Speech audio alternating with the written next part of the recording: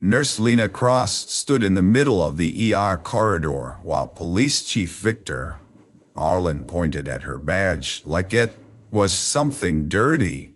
"You are finished," he said, loud enough for every officer, doctor, and patient family to hear. "Turn in that hospital access card and get out of my emergency command at once."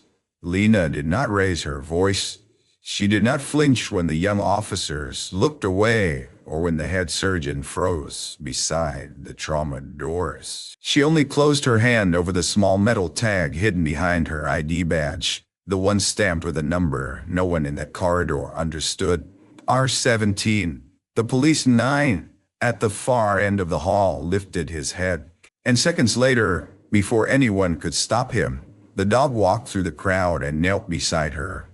Before this story unfolds, tell us in the comments what country you are watching from. And if you believe quiet people often carry the deepest scars, subscribe to Silent Valor 9 for more emotional stories of loyalty, courage, and truth.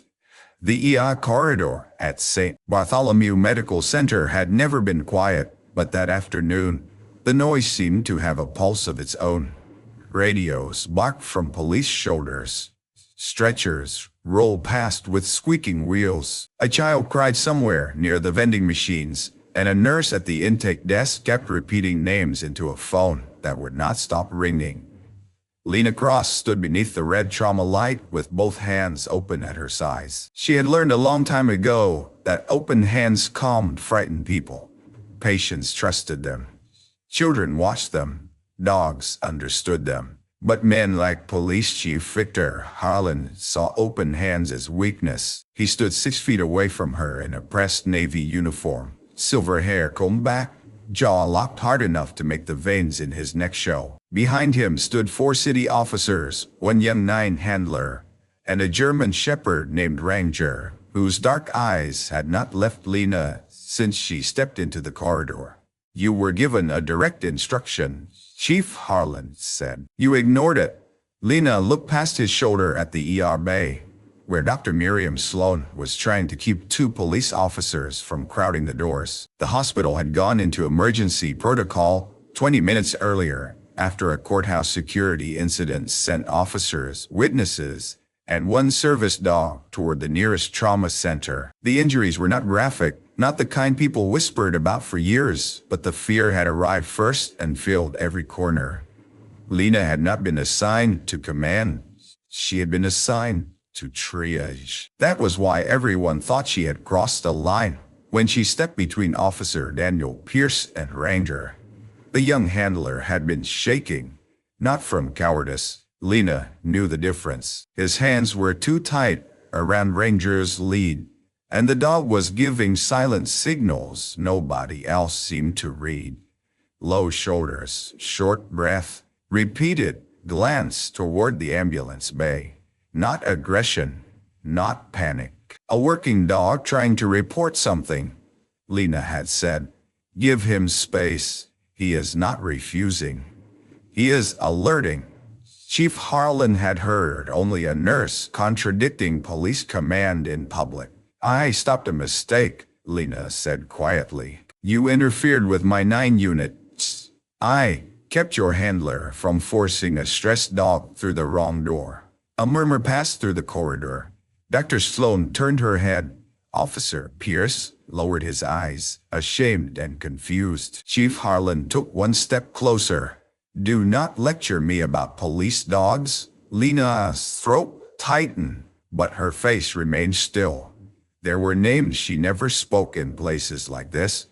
There were rooms she never described. There was 1 dog she had carried out of smoke and dust years ago. 1 promise she had made beside a transport ramp, and 1 folded report locked in a military archive that still had her signature on it. She had left that life behind. At least that was what she told herself every morning when she tied her hair back and pinned on an ordinary hospital badge. Chief Harlan lifted his hand and jabbed 1 finger toward the plastic card clipped to her scrubs. "This badge gives you access to my emergency perimeter, only because the city allows hospital staff into joint response zones. I can revoke that cooperation." I can have you removed from every police-controlled incident in this hospital. You can remove me from your perimeter, Lena said. You cannot remove me from my patients. The words were not loud, but they landed. A few nurses stopped pretending not to listen. One elderly man sitting near radiology raised his head. Officer Pierce's grip loosened slightly around Ranger's lead. Chief Harlan's face darkened. You are fired from this response team, he said. Effective now. Security will escort you away from this corridor. Dr. Sloan moved at last. Chief, Lena is one of my ER nurses. She is a liability, Harlan snapped.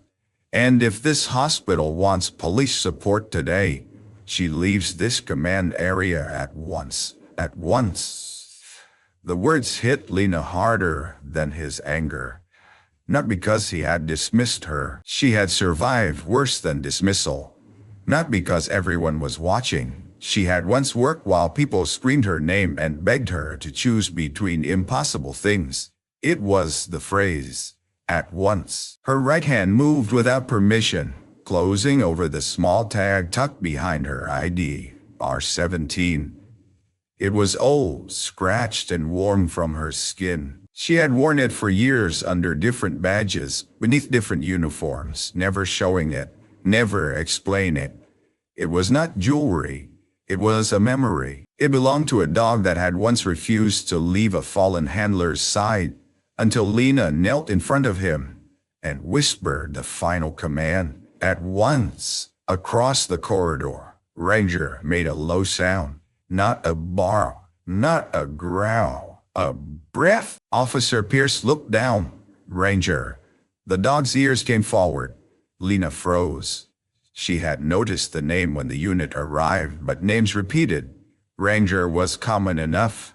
Shepherds looked alike to people who did not know them. But then the dog shifted his weight, left paw forward, head angled in a way that pulled the ears out from behind Lena's ribs.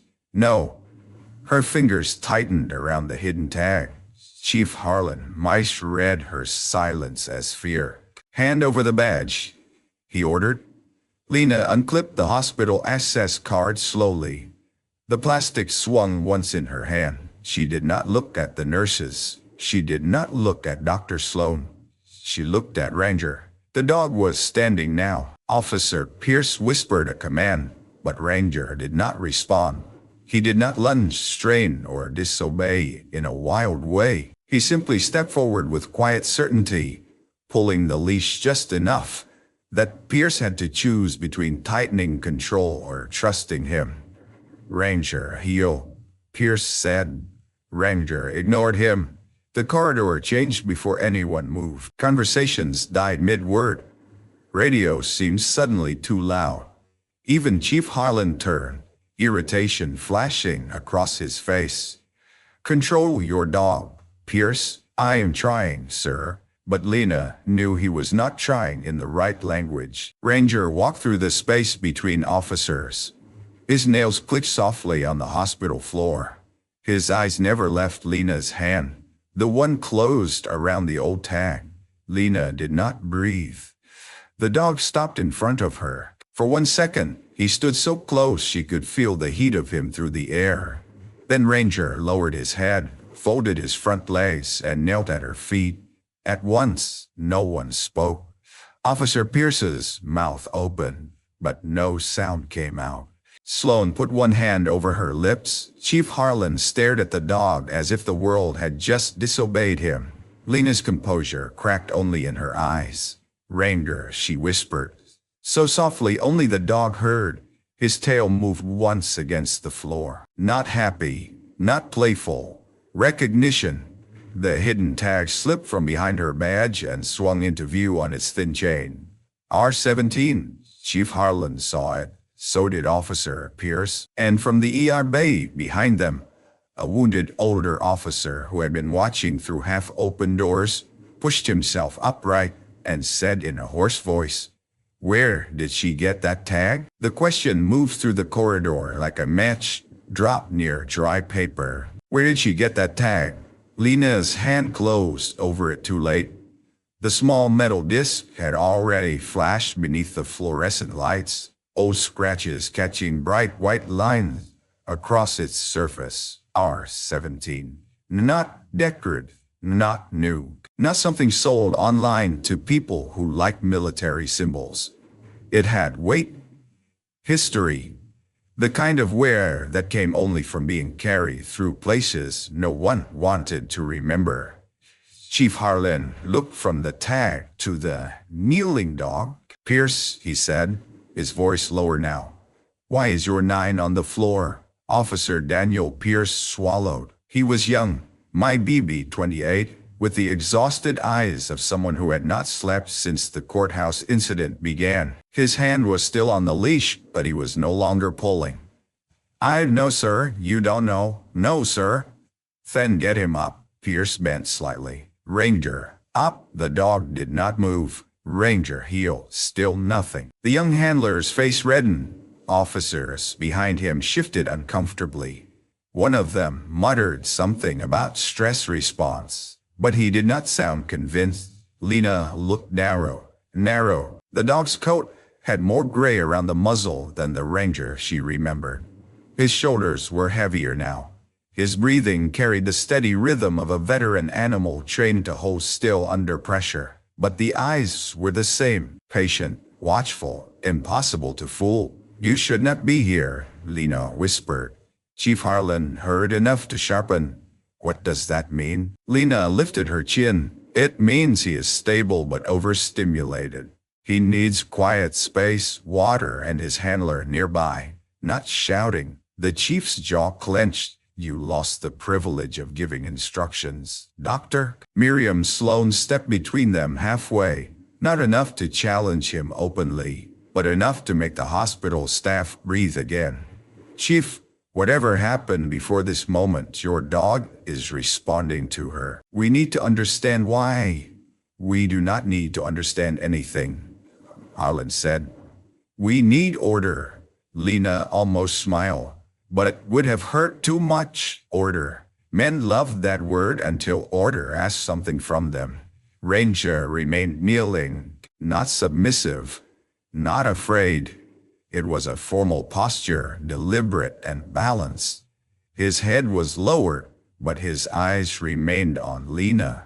Officer Pierce looked embarrassed now, but there was something else beneath it. Recognition of a mystery he had lived beside without knowing. "He has done that once before," Pierce said. Chief Harlan turned slowly. "What?" Pierce glanced at Lena, then back at the chief. "At the memorial wall, sir. First week I got him. We passed the '09 memorial downtown, and he knelt like this in front of one name." The corridor seemed to lean closer. "What name?" Dr. Sloan asked. Pierce shook his head. "I don't remember. It was initials. The training file just said he had prior service before city transfer. I thought it was habit." "Dogs do not kneel by habit," Lena said. Her voice came out before she could stop it. Chief Harlan heard the certainty and narrowed his eyes. "And you know that because?" Lena looked down. Ranger's ears shifted at the sound of her breathing. He had always heard too much. Dogs carried memories in ways humans tried to bury. "I worked around 9 units, she said. "Worked around," Harlan repeated with contempt. "That is convenient." Dr. Sloan frowned at him. "Chief, no. I want to know why an EI nurse I just removed from my response team is wearing a tag connected to my 9. He stepped closer. Ranger did not rise, but his head lifted. Lena saw the small movement. Not threat, warning. The dog had decided where the line was. "Stop," she said quietly. Chief Harlan froze, not because Lena commanded him, but because Ranger's body had become perfectly still. Officer Pierce noticed it too. "Sir, my bead, give them space." The chief looked insulted. "Them." Pierce's voice dropped. "The dog is guarding her." A nurse near the medication room whispered. "Why would he guard her?" No one answered. Lena hated the silence more than the accusation. Silence let people Imagine lies. Silence let proud men fill missing truth with whatever made them feel powerful. But she had made a promise years ago, before the old life ended. She had signed a report that did not tell the whole story. She had accepted a blame that was easier for the families, cleaner for the command, and safer for the young men who had still needed careers after the mission. She had carried one dog's tag out of that room because a dying handler had pressed it into her palm and made her promise not to let the dog be remembered only as equipment. No one in this corridor knew that, and Ranger could not speak it. Chief Harlan extended his hand. "Give me the tag." Lena's entire body went cold. "No." The word came out too fast. His eyebrows rose. "Excuse me." "No," she repeated, steadier now. "That tag might belong to a police service animal under my authority. It does not belong to you." The corridor inhaled. Chief Harlan's face flushed. "You are testing my patience. And you are testing a dog who has been trying to tell you something since he arrived." "What exactly has he been trying to tell me?" Lena looked at Ranger. The dog's eyes flicked toward the ER bay, then back to her. Once, twice. Her body remembered before her mind did. Signal. Return. Anchor. She turned toward the trauma doors. "Who is in Bay 3? Dr. Sloan blinked. "Officer Mallory. The older officer from the courthouse. He is stable, but anxious and disoriented." "Was he near Ranger before arrival?" Pierce answered. "Yes, he was in the second unit." Lena moved instinctively toward the bay. Chief Harlan blocked her with one arm. "You are not going anywhere." Ranger rose. Not quickly, not dramatically. He simply stood. Everyone saw it.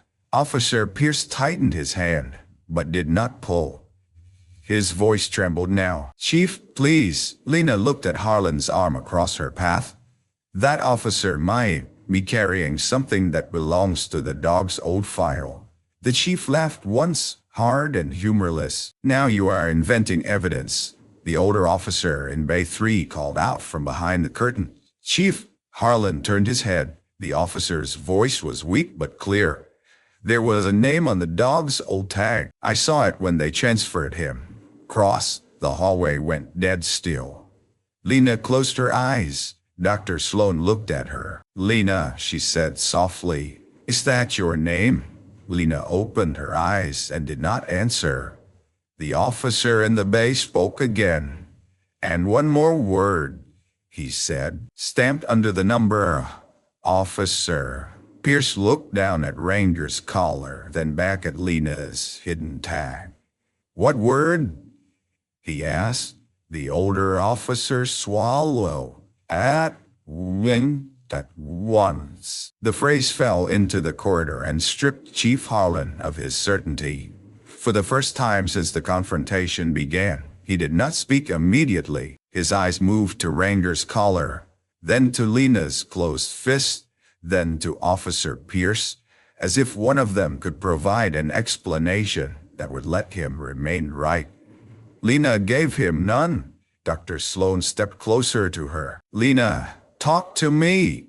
It was not a command that made it harder. Miriam Sloan had hired Lena 11 months earlier after a winter storm overwhelmed the hospital, and a quiet nurse from out of state worked 16 hours without once making herself the center of anything. Lena had never mentioned combat, never mentioned night work, never mentioned that she woke some nights with her hand closed around an old tag. "I cannot discuss SEAL service records in a public corridor," Lena said. Chief Harlan seized on the words. "SEAL service records." Lena looked at him. "I said I cannot discuss them. You expect us to believe you have classified history because a dog sat down." "No," Lena said. "I expect you to move your officers away from Bay 3 so Dr. Sloan can treat her patient." It was the perfect answer for the room, and the worst answer for the chief's pride. His mouth tightened. "You are still fired from this response." Dr. Sloan turned fully toward him now. Her voice became surgeon cold. "Chief Harlan, with respect, This is my emergency department. You can command your officers. You cannot fire my nurse. I can remove her from police-controlled activity, then remove the police tape from my trauma doors, because the patient she is worried about is under my care. A ripple moved through the hospital staff. Not applause, not yet. But something shifted. People who had looked away began looking back. Officer Pierce knelt beside Ranger, speaking quietly. "Buddy, what are you doing?" Ranger did not look at him. His attention remained fixed on Bay 3. Lena saw the pattern clearly now. Ranger had not knelt only for her. He had anchored, then alerted. The kneel had been the first message because he recognized her as someone who knew how to read the second. "Dr. Sloan," Lena said. "Officer Mallory might have something in his uniform pocket from the courthouse scene. Not dangerous, but important to Ranger's alert. Please ask before moving it." Chief Harlan scoffed. "A dog told you that?" Lena's eyes did not leave the trauma curtain. Yes. The honesty stunned him more than any argument. Dr. Sloan did not waste time. She disappeared into Bay 3. The curtain swayed behind her. Everyone waited. A radio crackled. Somewhere near the ambulance entrance, a paramedic asked for an update. A police officer coughed into his fist. Ranger stood so still, he looked carved from dark stone.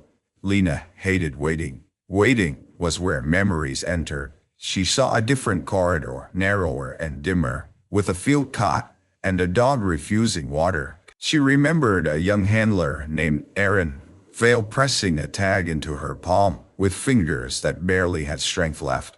She remembered his voice, calm even then. "If command buries the report," he had whispered. "Promise me Ranger still gets a name." "He will," Lena had said. "And if he ever finds you again?" "He will not." Aaron had almost smiled. "He finds who he needs." Lena pushed the memory down. The curtain opened. Dr. Sloan stepped out holding a small sealed plastic evidence pouch. Inside was a cracked badge charm attached to a short chain. It was not a city police charm. It was older, military issue, with a worn engraving. Officer Pierce rose slowly. Chief Harlan stared at the pouch. "Where did that come from?" "Officer Mallory says it was found near the courthouse service entrance," Dr. Sloan said. "He picked it up before evacuation because he thought it belonged to the 9 unit. Lena took one step closer, then stopped herself. Dr. Sloan turned the pouch so the engraving faced out. R17. Underneath, faint but visible, were the words "at once." Officer Pierce whispered, "There are 2 tags." Lena's face changed so subtly most people missed. Ranger did not. He stepped forward until his shoulder touched her leg. The touch nearly broke her. There had been 2 tags. One stayed with the dog. One stayed with the nurse who brought him home. They had been separated when the old unit dissolved, records sealed, names folded into reports too heavy for public comfort. If the second tag had surfaced at the courthouse, then someone had carried a piece of that buried past into a city emergency. Chief Harlan recovered enough to point at the pouch. Evidence from an active scene does not go through hospital staff. Dr. Sloan held it away from him. "It is sealed. It will be logged. But right now you're 9 alerted to it. Your handler cannot explain why, and Nurse Cross clearly can." I said, "She is removed." "And I said," Dr. Sloan replied, "not from my air." The exchange should have helped Lena. Instead, it made her feel exposed. Public defense was dangerous. Praise was dangerous. Questions were worse. Officer Pierce looked at her with a pleading expression. "Nurse Cross, please. Ranger has been restless for weeks. He wakes before calls. He stares at the east gate. He refuses the old kennel room." I thought I was failing him. The pain in his voice softened the corridor. Lena looked at him. Young, earnest, frightened. He had not been enough for a dog with history. She knew that kind of guilt. "You are not failing him," she said. You were handed a file with missing pages. Chief Harlan's head snapped toward Pierce. What file? Pierce hesitated. What file? Harlan repeated. Pierce swallowed. The transfer file, sir. Ranger City adoption packet. Most of it was standard, but there was one sealed addendum. I requested access twice. The system denied it. Lena closed her eyes again. Sealed addendum. It was coming apart now. Chief Harlan looked furious, but under the anger was unease. Why was I not informed? A voice from the nurse's station answered before anyone expected it. Because you never read the second memo. Everyone turned. A hospital clerk named Rosa stood behind the desk holding a fax page with shaking hands. She was not important to the command structure, which was why no one had noticed her receiving the document, while everyone watched Lena's humiliation. It just came through from County Emergency Coordination, Rosa said. Marked urgent, Doctor. Sloan crossed to her and took the page. Her eyes scanned the first lines. Then she looked at Lena. What does it say? Chief Harlan demanded. Dr. Sloan read aloud, slowly. During multi-agency response involving K9 Ranger R-17, do not separate animal from authorized medical liaison if identified. Liaison name. Lena Cross. Officer Pierce went pale. Chief Harlan's mouth opened, but no words came. Sloan lowered the page. There is a final line, she said. Lena already knew. Dr. Sloan looked at her with something like grief. Priority instruction.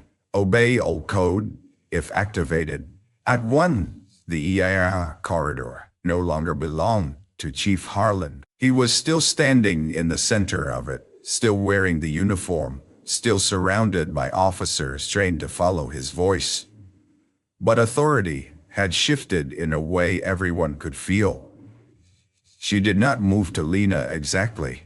She did not want it. It had moved to the truth, and truth had a way of making proud men look suddenly smaller.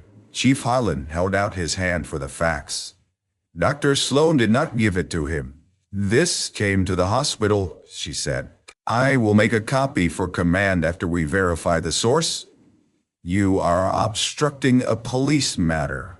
I am protecting patient care and documentation, Sloan said. I think your command might have been based on incomplete information. The words landed hard because they were fair. Lena wished Miriam had shouted. Shouting could be dismissed. Calm made people listen. Officer Pierce was still staring at Lena, as though he had watched a stranger turn into a name from a locked file. Ranger stood pressed lightly against her leg, not leaning for comfort, offering it. Lena lowered her hand to the dog's head, then stopped an inch above his fur.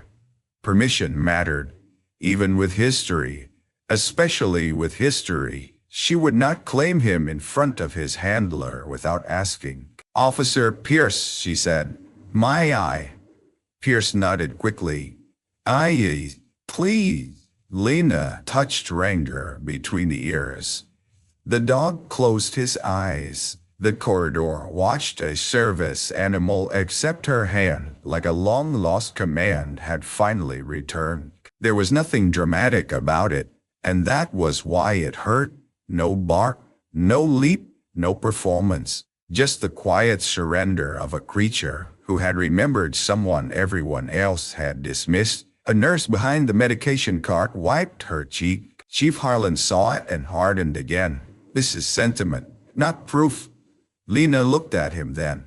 She had endured his anger. She had endured the public firing. But to call Ranger's recognition sentiment, to reduce years of loyalty to a trick of emotion, crossed a line inside her that had been silent too long. Proof is not always loud, she said. He stepped toward her. Ranger's eyes opened. Lena felt it and gave the smallest command with her fingers, a downward motion near her thigh. Ranger remained calm. Chief Harlan noticed. Ah, so you do command him? No, Lena said. He remembers me. From where? The question hung there. This was the place where stories broke, not because people could not tell the truth, but because truth had consequences. Lena knew if she opened the old door, names would come with it. Aaron Vale, Operation Quiet Harbor, civilian evacuees. No report was supposed to mention. A 9 team that had been officially credited to a unit, not to the nurse who refused to leave a dog behind. And the guilt, always the guilt. Lena looked at Dr. Sloan. I need a private room, Chief Harlan snapped. Absolutely not. I am not asking you. Dr. Sloan nodded at once. Conference room behind radiology. Pierce, bring Ranger. Chief, you might attend if you stop threatening my staff. The chief's face twitched. You do not set terms for me. In my ear, Miriam said. I do. For a second, no one moved. Then Officer Pierce unclipped a shorter lead from his belt and adjusted Ranger's harness. Come on, boy. Ranger did not move until Lena stepped. That small fact did more damage to the chief's pride than any speech. They walked down the side corridor past supply carts and family waiting chairs. People parted for them, not out of fear, but out of awe. Lena hated that too. Awe was another kind of distance. Inside the conference room, the air smelled of coffee, printer ink, and old carpet. Dr. Sloan shut the door, leaving 2 officers outside. Chief Harlan remained standing. Pierce sat only after Lena gestured to the chair beside Ranger. Sloan placed the facts, the evidence pouch, and a blank incident form on the table. Start with what we need to know for patient safety, Miriam said gently. Not the whole war, just today. Lena almost thanked her for the mercy. Ranger was part of a joint medical recovery program, Lena said. He was trained to alert not only to threats, but to human stress, hidden separation, and command breakdown during evacuations. He worked with a handler named Aaron Vale. Dr. Sloan's expression shifted at the surname, but she did not interrupt. Lena continued. I was assigned as medical support, combat nurse, field stabilization, 9 integration. Pierce looked at Ranger. No one told me he had medical alert training. They would not put it in a standard city file. Chief Harlan crossed his arms. Why not? Because the program was connected to a mission that was sealed after review. Convenient. Lena looked at him until he looked away first. Dr. Sloan touched the evidence pouch, and the tags R-17 was Ranger's working designation. The phrase at once was an emergency priority code. It meant stop arguing, stop ranking, stop delaying, and move the person or animal under protection immediately. Pierce's face tightened. That is why the memo says obey old code. Yes. Chief Harlan shook his head. A city police chief cannot be expected to obey secret military slogans. It is not a slogan, Lena said. Her voice changed and the room felt it. It was written. After people died waiting for permission, no one spoke. Lena regretted the sentence as soon as it left her mouth. It revealed too much, but not enough. That was the danger. Partial truth invited pursuit. Dr. Sloan softened. Lena, I am fine. Ranger shifted, placing one paw lightly on Lena's shoe. Pierce stared. He does that when I spiral.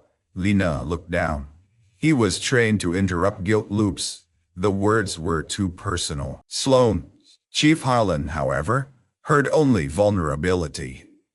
Then perhaps you are too emotionally compromised to be in this response at all. The room chilled. Dr. Sloan stood. Chief. But Lena raised one hand, stopping her. For years, she had let men in clean rooms decide what her grief meant. They called it instability when she remembered names. They called it heroism when they needed speeches.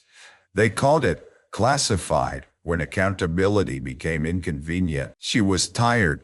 You fired me in a public corridor without reading the file that named me as medical liaison, she said. You ordered a handler to override a dog, giving a trained alert. You dismissed a hospital physician in her own ER. And now you are calling my grief a liability because it is the only part of this situation you understand. Chief Harlan's face went red. Before he could answer, the conference room phone rang. Everyone flinched. Dr. Sloan picked it up. Conference room. She listened. Her eyes moved to Lena. Yes, she said, carefully. She is here. A pause. Then Miriam held out the receiver. It is for you. Lena did not move. Who is it? Chief Harlan demanded. Dr. Sloan covered the mouthpiece. Captain Grace Fivers, she said. Military Medical Command. She says the old file has been opened. Lena stared at the phone as if it were a door she had spent years holding shut. Captain Grace Fivers. The name struck places in her memory she did not visit. A field desk under flickering lights. A woman's firm voice ordering calm into chaos. A signed report slid across a metal table. The sentence Lena had repeated until it became a cage. I accept full responsibility for the delay. Ranger's paw pressed more firmly against her shoe. Officer Pierce noticed. Nurse Cross. Lena lifted the receiver. This is Cross. The line carried a faint crackle. Then a voice older than Lena remembered but unmistakably steady. Lena, I wish this call were gentler.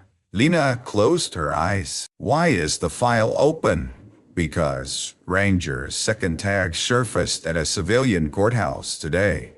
Because county coordination sent an incomplete memo. Because your name was nearly removed from an active 9 response by a police chief who did not have full clearance. Chief Harlan stiffened, hearing enough from where he stood.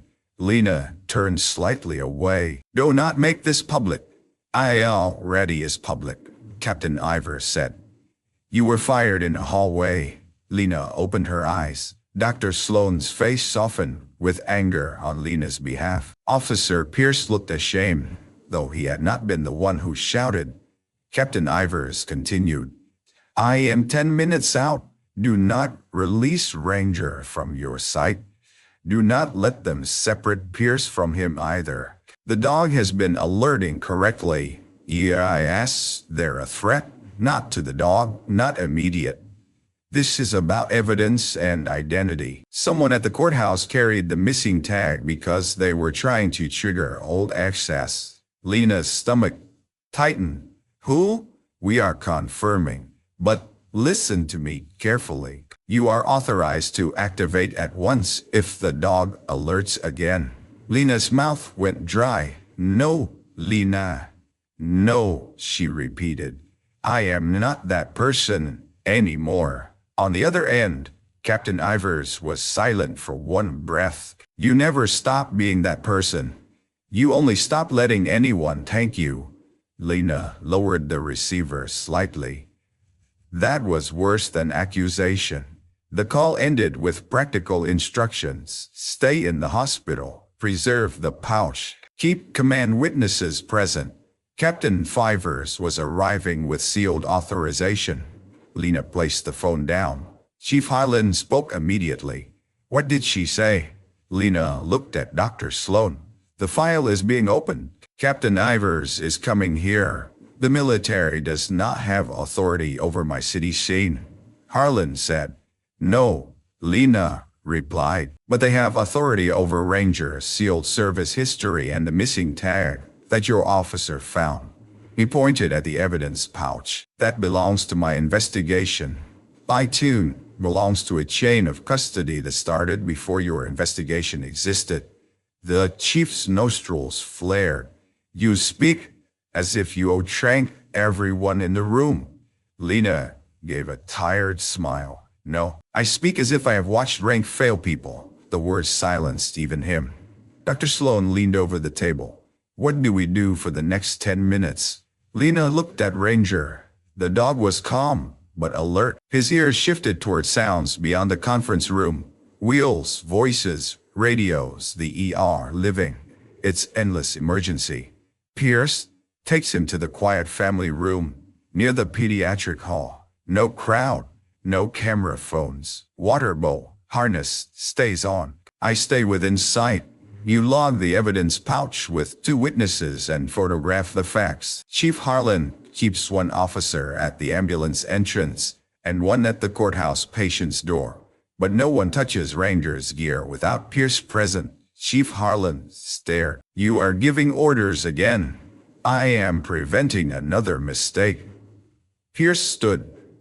Sir, I would like to follow her recommendations. The chief turned on him. You would like? Care. Pierce's face went pale, but he did not back down. Yes, sir. Ranger is my partner, and right now he trusts her. That simple sentence did something to the room.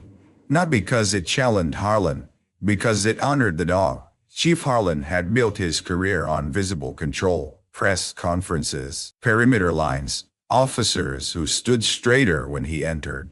But Ranger did not care about press conferences. Ranger trusted what he knew, and everyone saw it. They left the conference room together. The corridor outside had not forgotten. People pretended to work, but their eyes followed Lena, Pierce, and Ranger as they moved toward the family room. This time, no one ordered Lena out. No one laughed. No one whispered liability. Near the nurse's station, Rosa held out a paper cup of water. For you, she said. Lena took it, surprised. Thank you. Rosa glanced at Ranger. For him too. I found a ball. Pierce accepted the bowl with gratitude. Thank you, ma'am. Inside the family room, soft chairs lined the walls. A box of tissues sat on a low table beside children's coloring book. Ranger drank calmly, then settled near the door with his body angled between Lena and the hall. Pierce watched him with new understanding. He never does that for me, he admitted. He would, if you needed it. I think I have needed it. Lena looked at him then. Really looked?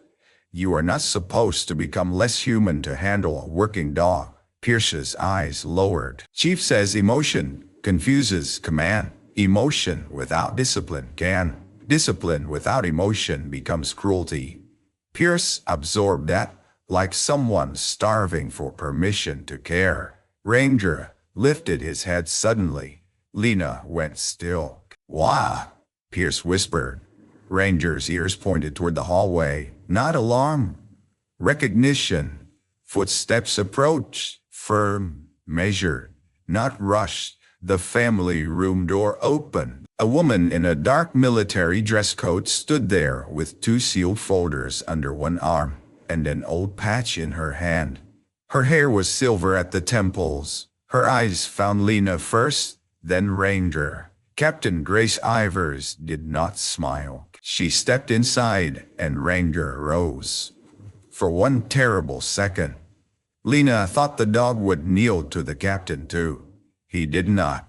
He walked to Ivers, sniffed the old patch, then turned back to Lena and sat directly beside her. Captain Ivers looked at Chief Harlan, who had arrived behind her. You fired Nurse Cross? She asked. Chief Harlan lifted his chin. I removed her from police response pending investigation. Captain Ivers opened the top folder. Then you removed the only authorized combat nurse tied to 9 Rangers' survival file, she said. And you did it in front of the dog, who was trained to identify her. Chief Harlan's authority cracked in silence. No one shouted. No one clapped. No one rushed to humiliate him the way he had humiliated Lena. That would have been easier for him to fight. Instead, Captain Ivers laid the sealed folder on the family room table, opened it with deliberate care, and turned the first page toward Dr. Sloan. This document is declassified only to the extent necessary for today's response, she said. Names of civilians remain protected. Operational details remain restricted. But Nurse Lena Cross' role, Ranger's designation, and the once protocol are now releasable to present command authorities. Dr. Sloan read silently. Her expression changed line by line. Lena looked away. She knew what Miriam was seeing first, not the worst parts. Official files never began with the worst parts. They began with names, ranks, assignments, dates. They made pain look organized. Lena Cross, combat nurse specialist, medical evacuation integration. Rhine, stabilization, Ranger, R-17, handler, Sergeant Aaron, Vale. She whispered. Leon's face tightened. Captain Ivers heard. Sergeant Vale was Dr. Sloan's younger brother. The room went so quiet, even the hospital noise outside seemed distant. Chief Harlan looked between them. Confused, Officer Pierce's eyes widened. Sloan's hand trembled once on the paper. "My brother worked with Ranger," she asked. Lena closed her eyes. This was why she had never told Miriam. Not during hiring, not during late shifts, not when Miriam mentioned a brother who had served and never came home the same way. Lena had known from the surname. She had known from the photograph on Dr. Sloan's desk, the young man in uniform with one arm around a shepherd, whose face was partly turned away. Lena had not said anything because grief recognized grief, and sometimes recognition felt like intrusion. "I am sorry," Lena said. "Dr. Sloan stared at her. "You knew?" "Yeah." "For 11 months?" "Yes." Pain flashed across Miriam's face. Not anger exactly. Something worse. Betrayal, braid with understanding. Chief Harlan, sensing weakness, stepped in. As though she concealed a personal connection to hospital leadership during a police response. Captain Ivers turned on him with a look so cold even Ranger lifted his head. She concealed protected service information and the identity of a fallen handler's family because the report was sealed. Do not twist restraint into misconduct. Harlan shut his mouth. Dr. Sloan sat down slowly. "What happened?" Lena's breath caught. Captain Ivers looked at her. "You do not have to be the one to tell it." But Lena knew she did. Not all of it. Not the parts that belonged to darkness. Not the scenes YouTube stories did not need to make vivid. But enough for Miriam. Enough for Pierce. Enough for Ranger, who had carried the truth in his body longer than any document. Aaron was Ranger's handler, Lena said. He was young, but he was good. Gentle with the dog. Annoying with everyone else. A broken laugh escaped Dr. Sloan before she could stop it.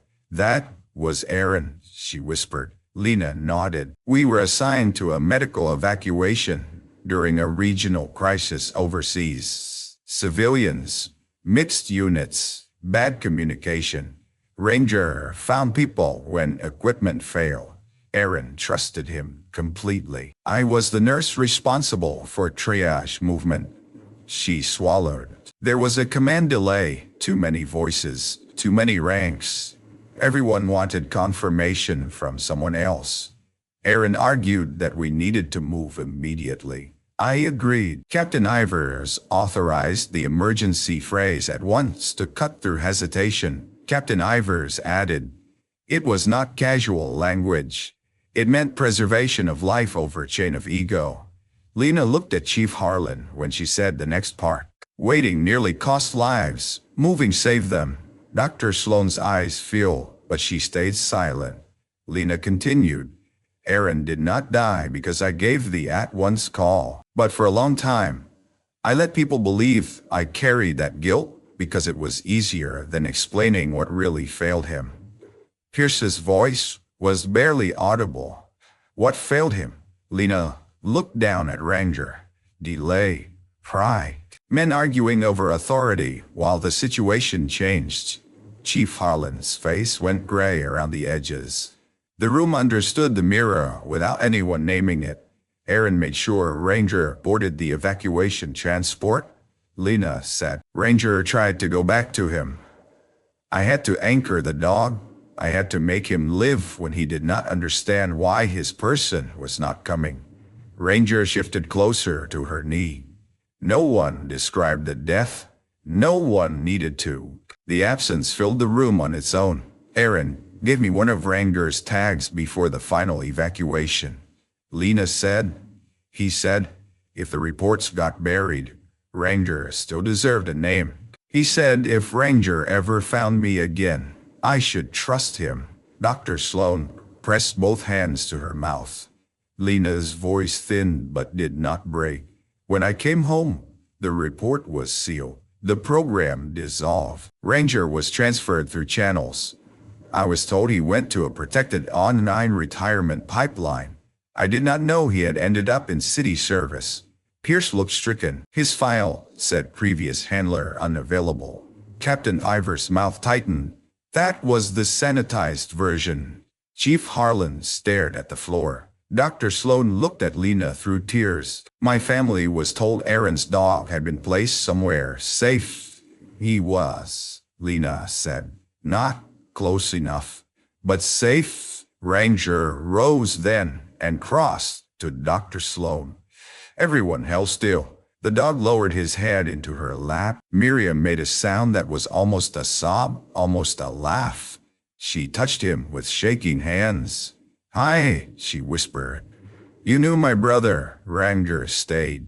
Lena turned away, giving them privacy. But Captain Ivers watched her carefully. There is more, the captain said. Lena's shoulders stiffened. Chief Harlan looked up. More. Captain Ivers opened the second folder. The missing tag found today was not lost by accident. It was taken from archived effects months ago. Someone used it to draw Ranger's attention at the courthouse, likely hoping his behavior would be dismissed as instability. Pierce's face hardened. Why would someone do that? To discredit the dog? Ivers said. And by extension, any evidence he alerted to.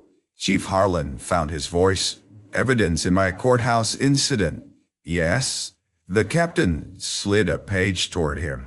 Your 9 was not confused, Chief. He was identifying a planted object tied to a sealed military file.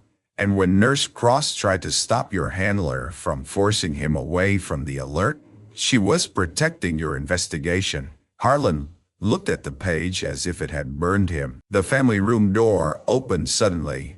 Rosa stood there, breathless. Dr. Sloan, she said. The news crews are outside. Someone filmed the chief firing Lena.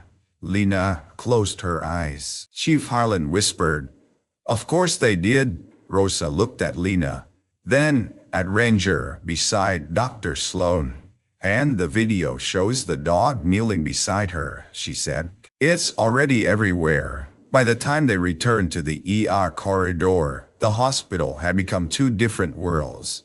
Inside, patients still needed care.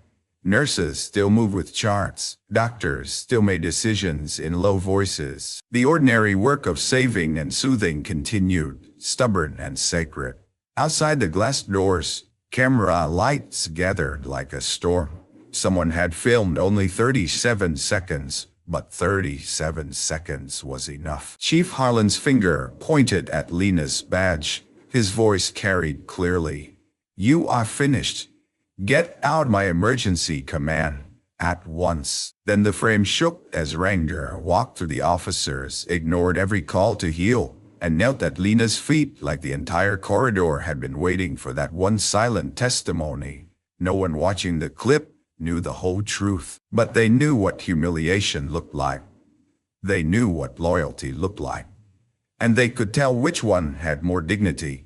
Chief Harlan stood near the nurses' station, no longer shouting. His officers kept looking at him and then away. Officer Pierce stayed beside Ranger, but his posture had changed.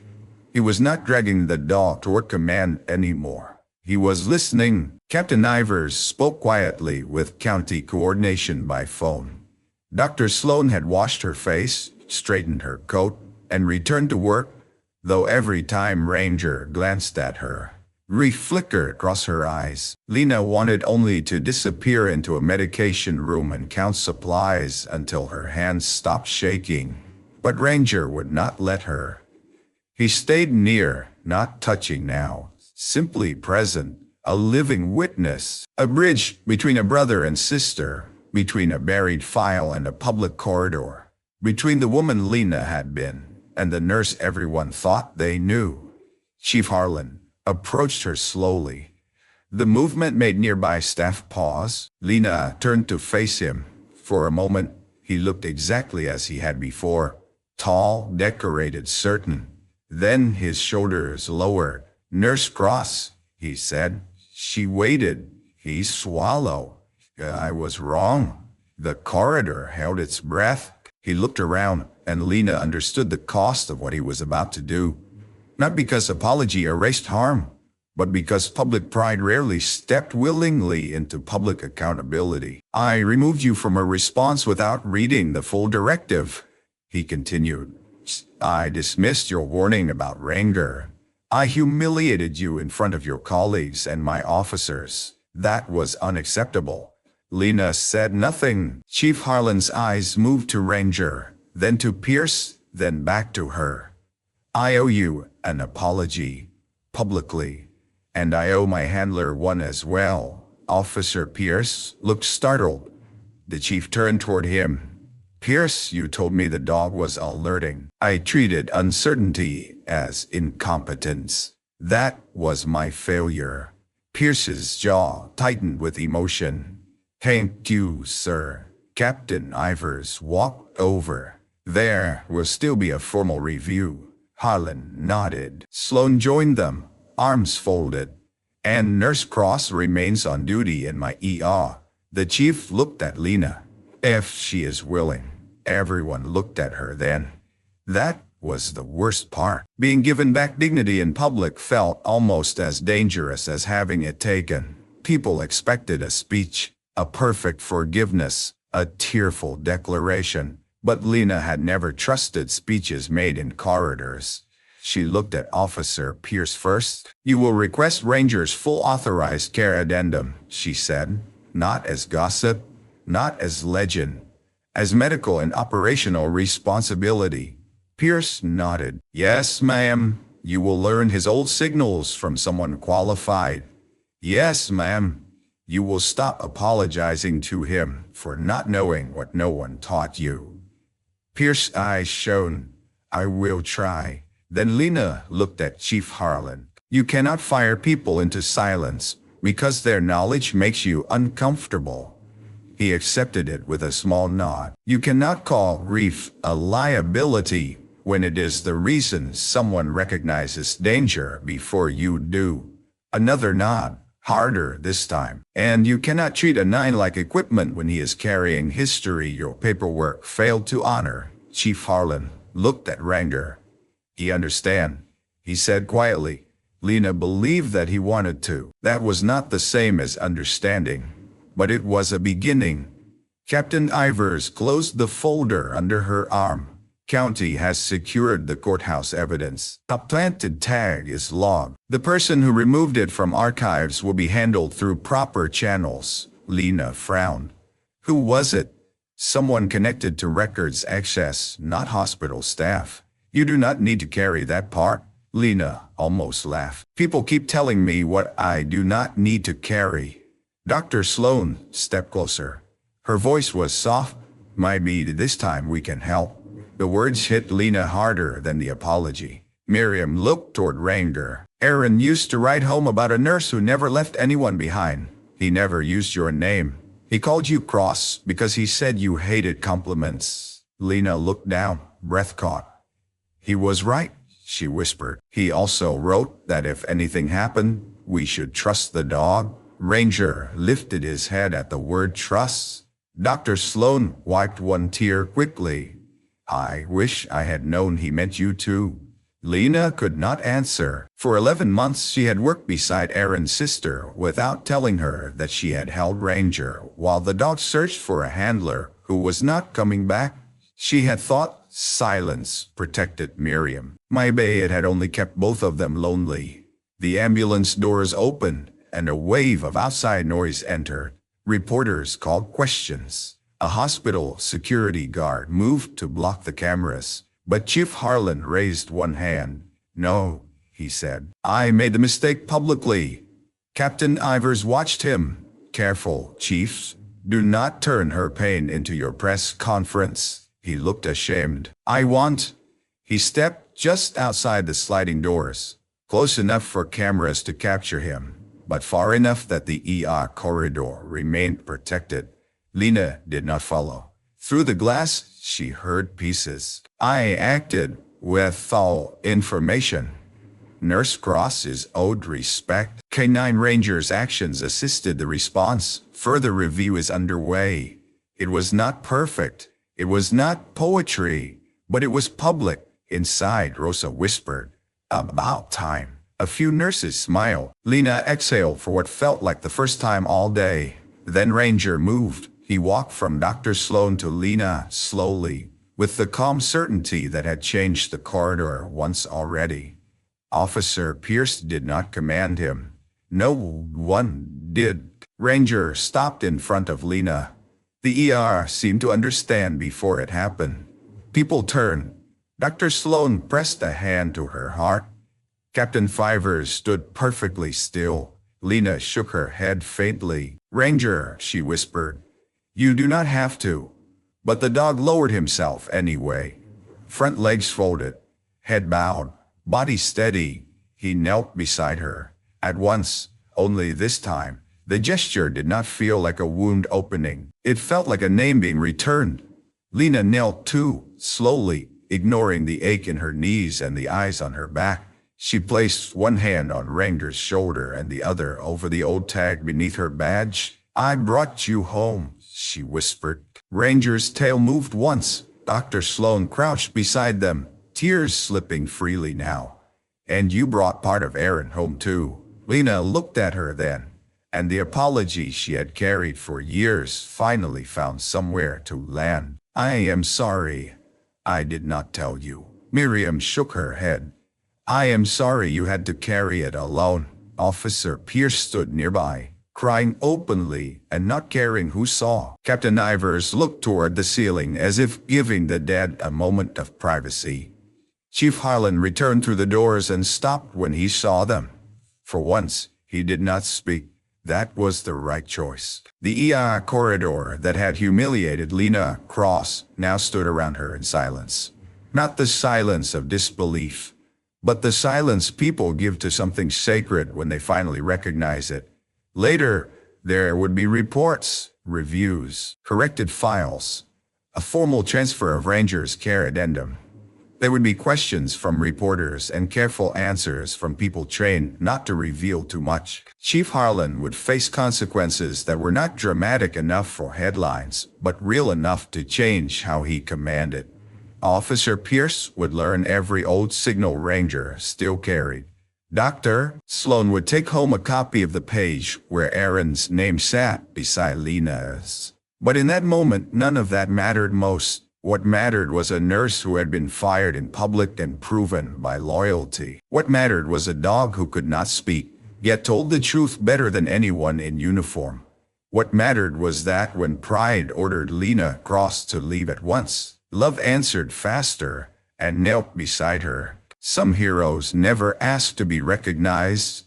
They work quietly, carry grief privately, and protect others even when the world misunderstands them. But loyalty has a memory, and sometimes the truth arrives on 4 steady paws. If Lena and Ranger's story moved you, comment your country below, subscribe to Silent Valor K9, and remember, never judge the quietest person in the room too quickly.